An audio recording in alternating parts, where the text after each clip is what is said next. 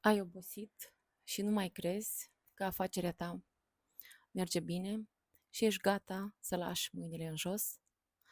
Stai puțin, analizează ce o să-ți zic. Uh, Înainte de a lua decizia să pui pe pauză afacerea, ai grijă să-ți asiguri câteva lucruri foarte importante. 1. Vorbește cu contabilul tău despre planurile pe care le ai. Asigură-te că contabilul a înțeles ce vrei, de fapt, și știe exact ce are de făcut.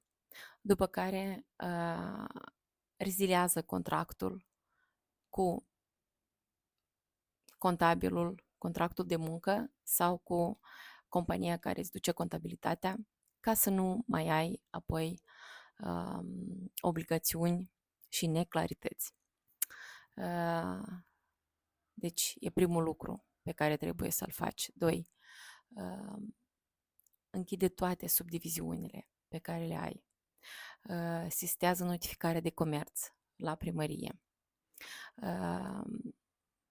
Eliberează sau decontează sau scapă de toate stocurile mari pe care le-ai înregistrat în companie. Achită datoriile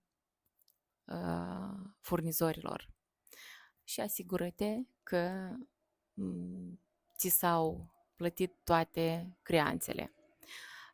Asta te va scuti de situații de judecăți anevoioase și cu mari probleme. Anulează statutul de plătitor de TVA dacă ești în acest statut. Asigură-te că nu ai în evidența contabilă multe stocuri, pentru că asta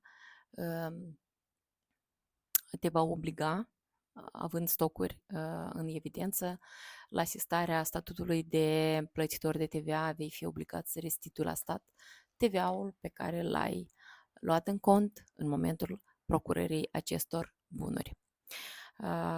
Sistează activitățile pe toate conturile bancare. Te va scuti de cheltuieli adăugătoare pentru comisioane.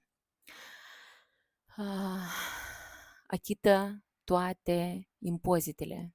Asigură-te că nu ai restanțe, pentru că orice restanță creează calculări de penalități. Achită restanțele la capitolul salariilor. Și atunci ai putea pune pe pauză afacerea ta. Iar dacă ai neclarități, nu ezita să te consulți cu un expert în acest domeniu care te va ghida ca să pui pe pauză afacerea ta fără a cădea în gaura obligațiunilor, problemelor, mărirea cheltuielilor în legătură cu erorile pe care ai putea să le faci. Nimeni nu este scutit de ele atunci când nu știe ce are de făcut. Numărul meu este afișat sus. Toate bune!